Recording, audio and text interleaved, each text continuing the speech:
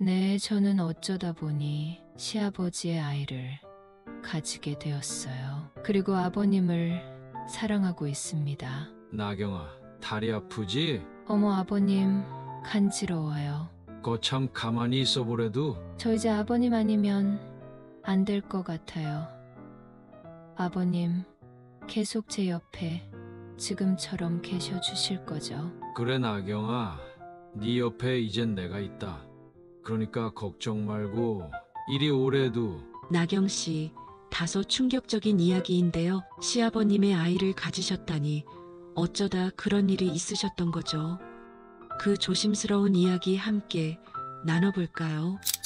네, 세상에 말도 안 되는 얘기라고 하실 수도 있겠지만 저에겐 현실이 되고 말았네요. 그러니까 제 남편과 제가 처음 만난 것부터 얘기해야겠는데요. 남편을 처음 만났던 곳은 제가 운영하던 곱창집이었어요. 제 남편은 그 당시 제가 운영하던 식당에 알바생으로 들어왔었는데요. 저는 지금이야 상가 건물주에 직접 운영하는 가게도 있지만 낳아주신 부모님도 모르는 고아로 외롭게 자랐어요. 그리고 도움 주는 사람도 없었을 뿐더러 그 전에 호프집이다, 고깃집이다 몇 차례 말아먹고 빚만 잔뜩 지고 있는 상황이었죠. 그러다 보니 혼기가 꽉 찼어도 모아놓은 돈 하나 없었으니 결혼은커녕 연애조차도 꿈꿀 수가 없었어요. 그렇게 지내다 제가 운영하던 곱창집이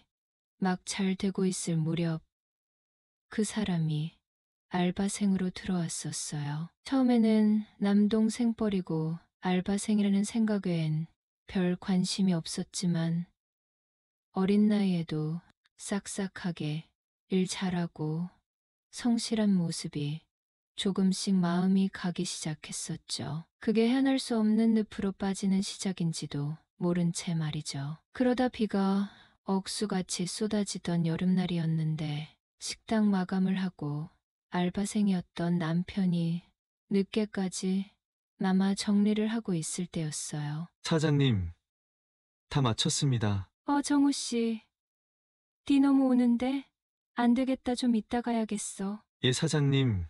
지금 앞도 잘 안 보일 정도로 퍼버서 운전하시기도 힘드시겠어요. 그렇지. 그럼 잠깐만 있어봐. 저는 그날따라 손님이 많아서 고생했을 남편에게 뭐라도 먹이고 보내려고 얼른 주방으로 가서 남은 재료로 해물파전을 부쳐 맥주랑 내갔었어요. 오, 해물파전이네요, 사장님. 안 그래도 출출했었는데 맛있겠어요. 정우 씨, 오늘 고생 많았어.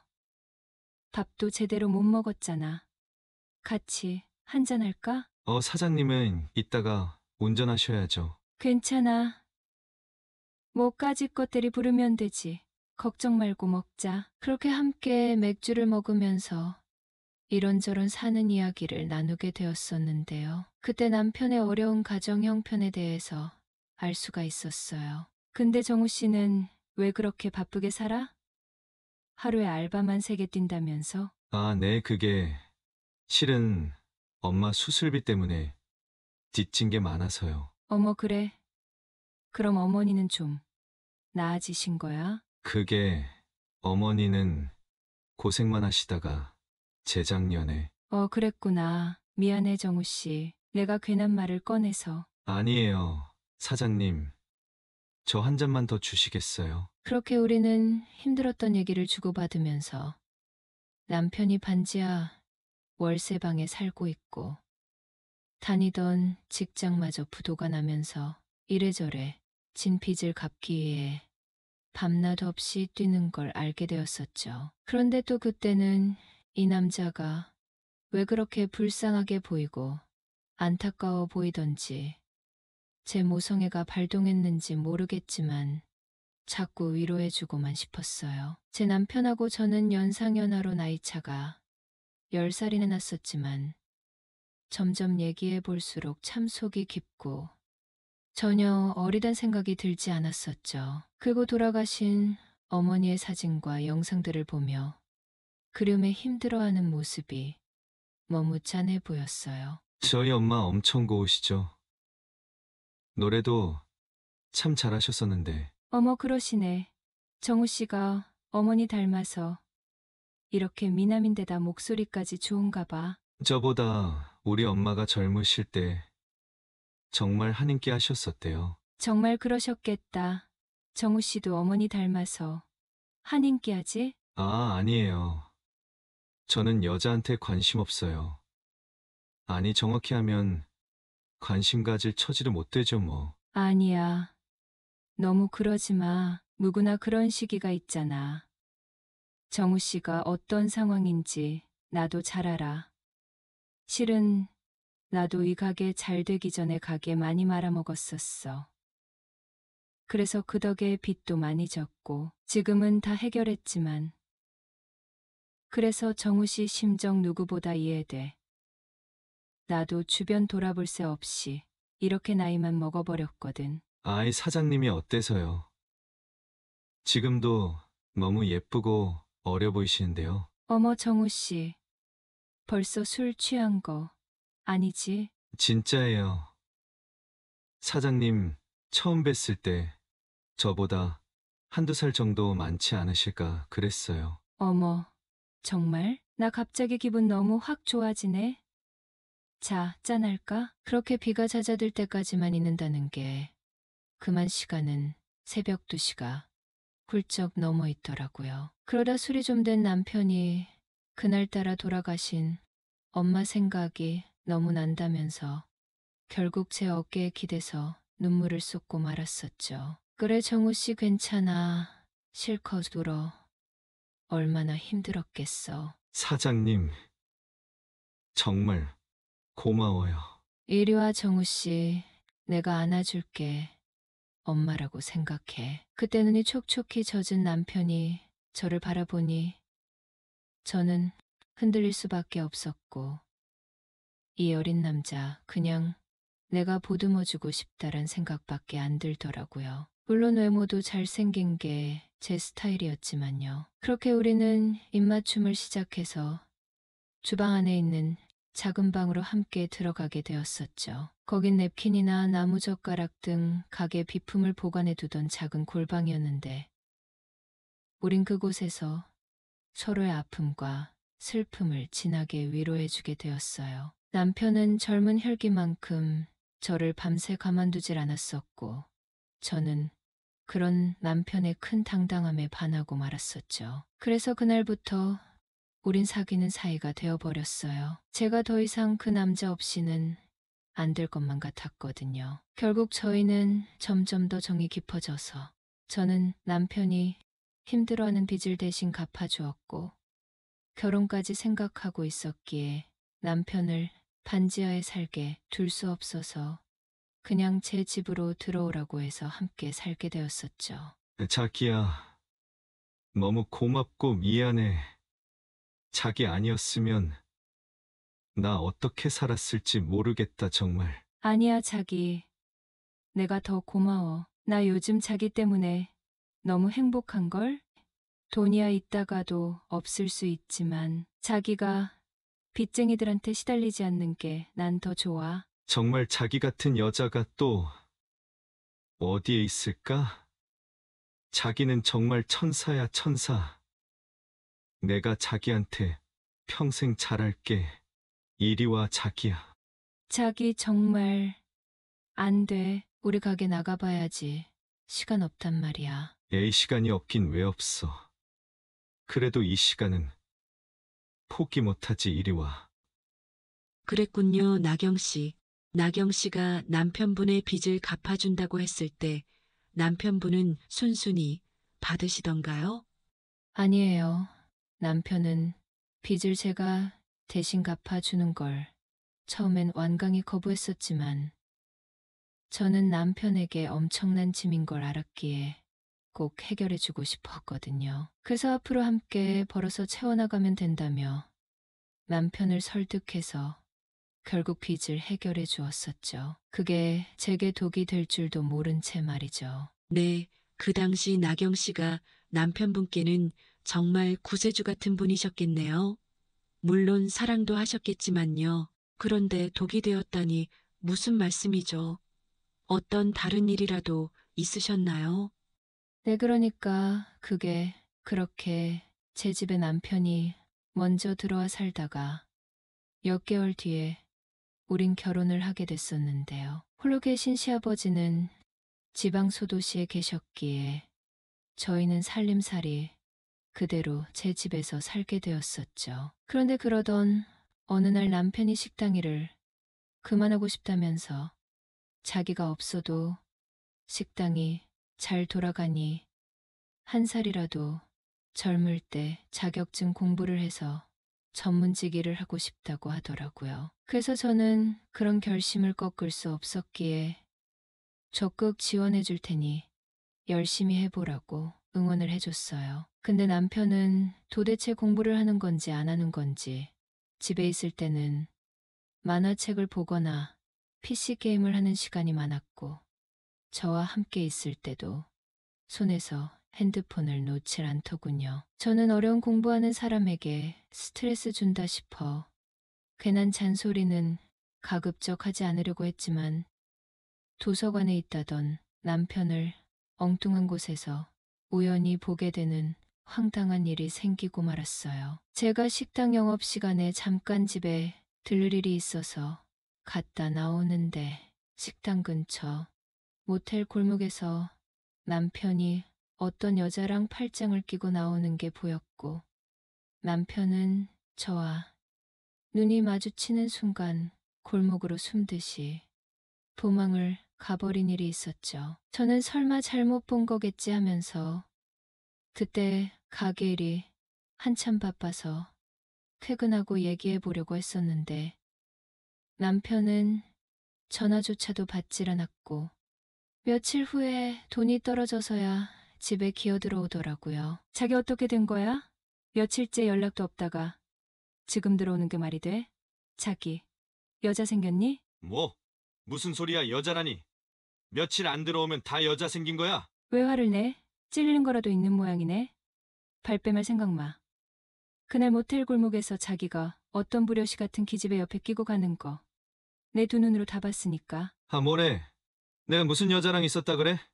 말도 안 되는 소리 좀 그만하고 나 피곤하니까 깨우지 마. 아니, 지금 그걸 변명이라고 해? 며칠 만에 들어와서 피곤하다고? 일어나 얘기 좀 해. 아, 정말 짜증나게 하네. 좀 그냥 넘어가면 안 되냐? 그래. 나도 어린 여자애들이랑 좀 놀아보고 싶었다 왜. 나이든 마누라랑 사는데 그 정도도 이해 못해? 뭐? 지금 뭐라고 했어? 자기 정말 이런 사람이었어? 너무 기막혀. 이러려고 나랑 결혼했구나. 나 몰래 어린 기집애들 만나고 다니려고. 당신은 내 돈이 필요했던 거야. 어이없다, 정말. 우리 당장 헤어져. 나 당신 같은 사람하고. 더는 못 살아. 그래, 뭐 갈라서 자면 누가 무섭대? 에이! 남편은 그 길로 화를 내며 집을 또 나가버렸고, 저는 정말 하늘이 무너지는 절망감에 어쩔 줄을 몰라 하며 눈물만 흘렸었죠. 정말 그렇게 마음 따뜻하고 나밖에 모르던 남편이었는데 어떻게 결혼하고 그렇게 달라질 수 있는 건지 정말 이해가 가질 않았어요. 저는 남편에 대한 신뢰도 완전 깨졌었고 내 팔자에 남자복은 없나 보다라고 생각했었죠. 곁에 여자 혼자 장사하는 처지라 이상한 마음 먹고 접근하는 남자들도 많았고 눈구렁이 같은 아저씨들도 많이 겪어봤는데 그 사람만큼은 정말 다르다고 생각했었거든요. 남편은 진심으로 저만 좋아하는 순진한 사람일 것이라고 확신했는데 그런 일을 겪게 되니 배신감에 정신적으로 무너지고 앞으로 어떻게 해야 하나 당황스럽고 눈물만 났었죠. 그날 그렇게 밤을 지새고 어느 정도 마음을 추스리고 나니 그래도 남편하고 다시 한번 얘기를 잘 해봐야겠다는 생각이 들더군요. 그리고 아버지 말씀은 하늘같이 생각하던 남편 생각이 나서 저는 지방에 계시는 아버님 댁으로 무작정 향했었죠. 돈 떨어진 남편이 갈 곳은 시댁뿐이라고 생각이 들기도 했었고요. 이게 누구야? 우리 예쁜 며느리 나경이었구나. 그래 연락도 없이 어쩐 일이야. 네, 아버님 잘 계셨어요? 아버님 그게 제가 시댁에 가자마자 아버님은 며느리의 깜짝 방문에 반가워하시긴 했지만 놀라신 표정이셨고 아무것도 모르시는 눈치셨어요. 그래서 아무 말씀 안 드리려고 했었는데 아버님을 뵙자 서름이 북받쳤던지 그동안 남편과 있었던 일을 서럽게 쏟아냈던 기억이 나네요. 뭐야? 그 녀석이 제정신이 아니구나. 어디서 한눈을 팔아. 내 이놈을. 며느라가 네가 마음고생이 많았겠구나. 다 이 시애비가 잘못 가르친 탓이다. 미안하구나 며느라가. 죄송해요, 아버님. 저는 그저 아버님 뵈니까 속상했던 게 막 북받쳐서요. 그래 왜 아니겠어.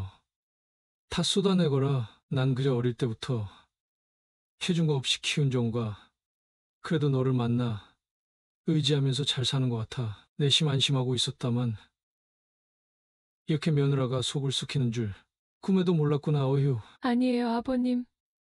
제가 다 부족한 탓이겠죠. 어머니가 어디가 부족해.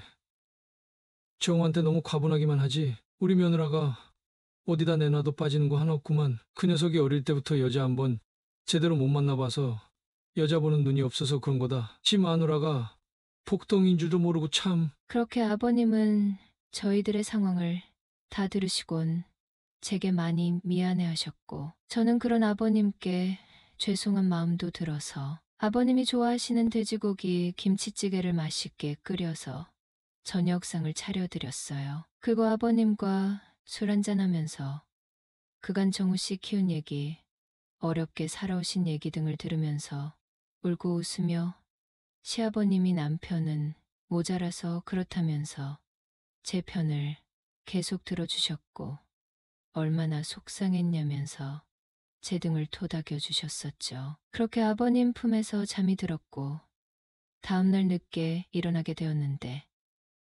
아버님은 직접 북엇국을 끓이셔서 제게 아침 밥상을 차려주셨어요. 저는 그런 자상한 아버님께 심적으로 큰 위안을 받았었네요. 그리고 집으로 돌아갔는데 남편이 떡하니 돌아와서 안방에 있더라고요. 그래서 대화를 시도해봤지만 남편은 전혀 이해 안 해하는 구석이 없었고 저는 그런 남편에게 너무 화가 나서 당장 나가라고 소리치며 남편의 옷을 담은 캐리어를 문 밖에 내놓고 내쫓아 버렸어요. 제 집에 들어올 때 그 모습 그대로 말이죠. 남편은 그래도 저한테 빌며 내달리기라도 할 줄 알았는데 단단히 바람이 든 건지 그냥 순순히 나가버리더군요. 그랬군요, 나경 씨. 정말 속상하셨겠어요. 그럼 남편분과 이혼까지 생각하시는 건가요? 그런 거라면 아버님 때문이기도 한 거고요. 네, 그게 저는 그 뒤로 아버님을 뵈러 시댁에 일주일에 한 번은 꼭 갔었는데요. 그때마다 아버님께 제 속마음을 터놓고 위로를 받으며 함께 시간을 보냈었어요. 그러다 보니 바다보다 넓고 따뜻한 아버님 품에 저는 안길 수밖에 없었어요. 그리고 아버님은 제 허전한 속을 사랑으로 꽉 채워주셨었죠. 빈틈이 없게 가득 말이죠. 그러다 보니 아버님과 저는 어느새 서로 떨어져 있는 순간조차 아쉬워졌고 제가 아버님께 의지하며 함께 생활하고 싶다고 말씀을 드렸었죠. 그래서 아버님은 제가 사는 곳으로 오시게 되었어요. 아버님은 그 뒤로 제 식당 일도 도와주셨는데 청소는 물론이고 손재주까지 좋으셔서 수리해야 할 거나 하수구, 화장실 막힘 같은 것도 척척 처리해 주셨어요. 정말 너무 의지되는 게 아버님은 제게 구세주 같은 분이셨죠. 운없게도 태어나면서부터 부모님 사랑도 못 받고 자란 저로서는 아버님한테서 그런 정도 느끼면서 사랑까지 듬뿍 받을 수 있었어요. 나경아 다리 아프지? 어머 아버님 간지러워요. 거참 가만히 있어 보래도 저 이제 아버님 아니면 안 될 것 같아요. 아버님 계속 제 옆에 지금처럼 계셔 주실 거죠? 그래, 나경아. 네 옆에 이젠 내가 있다. 그러니까 걱정 말고 이리 오래도. 아버님은 그렇게 함께 식탁 마감을 하고 새벽에 들어가서는 제 팔다리를 주물러 주시며 항상 고생 많다면서 위로해 주세요. 정말 이번에 남편에게조차 배신당하고 제 남자복은 꽝이라고 생각하며 비참하기만 했는데 이렇게 따뜻한 아버님을 만나려고 그랬었나 싶을 정도로 요즘은 행복하기만 하네요. 그리고 아버님이 너무 건강하신 덕인지 우리 아이가 생기고 말았어요. 아버님은 처음에는 좀 놀라신 듯 하셨지만 낳아서 잘 키우기로 결심했고 저는 이참에 남편과 이혼하기로 마음먹었습니다. 이제 진심으로 저를 아끼고 사랑해주는 아버님과 평생 의지하고 사랑하며 살고 싶거든요. 이런 제 결심이 꼭 잘못된 거라고 할 수 있을까요? 그렇군요, 나경 씨. 다소 충격적인 사연 잘 들었습니다. 뭐랄까요? 나경 씨가 살아오신 길과 상황들이 어떻게 보면 왜 그렇게 자상하신 아버님께 빠질 수밖에 없었는지 조금 이해도 되는데요. 하지만 사회적으로 윤리적으로 이해받으실 수 없는 길로 가셨다는 건 나경 씨가 더 잘 아실 거예요. 신랑과의 문제가 아버님과의 그런 관계를 정당화시킬 순 없겠지만 이미 생긴 아이 또한 어쩔 수 없는 거겠죠. 엎질러진 물처럼 주워 담을 수 없는 노릇이니 최선의 선택을 할 수밖에 없을 것 같네요. 부디 순산하시고 잘 해결되시길 바라겠습니다. 오늘 비밀의 방 사연은 어떠셨나요? 우리 구독자님들의 소중한 생각을 댓글로 부탁드릴게요. 여러분 시청해주셔서 감사합니다. 비밀의 방에서 다양한 사연과 함께 하고 싶으시다면 구독과 좋아요, 알림 설정도 잊지 마시고 꼭 눌러주세요. 그럼 다음 시간에 또 비밀의 방으로 초대할게요. 사랑하는 구독자님들, 오늘도 무탈하시고 평안한 하루 되시기 바랍니다.